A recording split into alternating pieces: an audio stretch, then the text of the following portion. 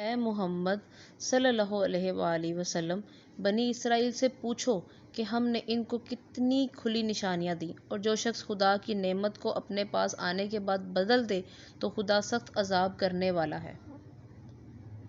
اور جو کافر ہیں ان کے لیے دنیا کی زندگی خوشنما کر دی گئی ہے اور وہ مومنوں سے تمسخر کرتے ہیں، لیکن جو پرہیزگار ہیں وہ قیامت کے دن ان پر غالب ہوں گے، اور خدا جس کو چاہتا ہے بے شمار رزق دیتا ہے۔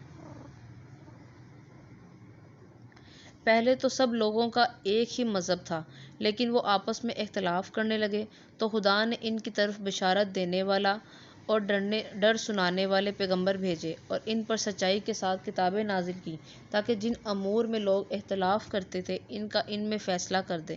اور اس میں اختلاف بھی انہی لوگوں نے کیا جن کو کتاب دی گئی تھی، باوجود یہ کہ ان کے پاس کھلے ہوئے احکام آ چکے تھے۔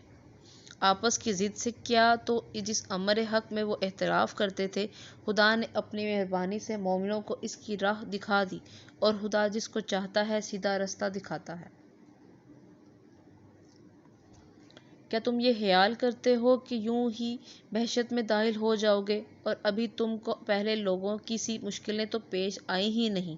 ان کو بڑی بڑی سختیاں اور تکلیفیں پہنچیں، اور وہ ہلا دیے گئے، یہاں تک کہ پیغمبر اور مومن لوگ جو ان کے ساتھ تھے سب پکار اٹھے کہ کب خدا کی مدد آئے گی۔ دیکھو خدا کی مدد قریب ہے۔ اے محمد صلی اللہ علیہ وآلہ وسلم، لوگ تم سے پوچھتے ہیں کہ کس طرح کا مال خرچ کریں۔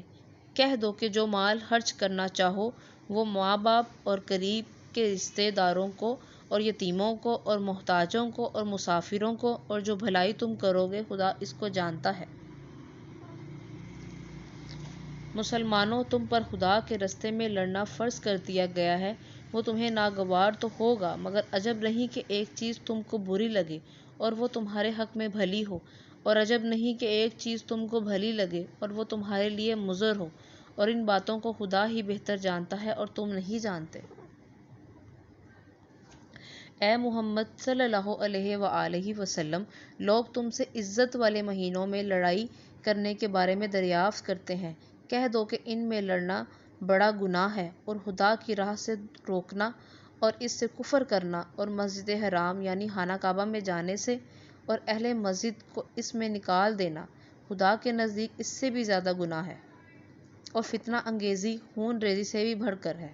اور یہ لوگ ہمیشہ تم سے لڑتے رہیں گے، یہاں تک کہ اگر مقدور رہیں تو تم کو تمہارے دین سے پھیر دیں، اور جو کوئی تم میں سے اپنے دین سے پھر کر کافر ہو جائے گا اور کافر ہی مرے گا تو ایسے لوگوں کے اعمال دنیا اور آخرت دونوں میں برباد ہو جائیں گے، اور یہی لوگ دوزخ میں جانے والے ہیں جس میں ہمیشہ رہیں گے۔ جو لوگ ایمان لائے اور خدا کے لیے وطن چھوڑ گئے اور کفار سے جنگ کرتے رہے، وہی خدا کی رحمت کے امیدوار ہیں، اور خدا بخشنے والا رحمت کرنے والا ہے۔ اے پیغمبر، لوگ تم سے شراب اور جوئے کا حکم دریافت کرتے ہیں۔ کہہ دو کہ ان میں نقصان بڑے ہیں اور لوگوں کے لیے کچھ فائدے بھی ہیں، مگر ان کے نقصان فائدوں سے کہیں زیادہ ہیں۔ اور یہ بھی تم سے پوچھتے ہیں کہ خدا کی راہ میں کون سا مال خرچ کریں۔ کہہ دو کہ جو ضرورت سے زیادہ ہو۔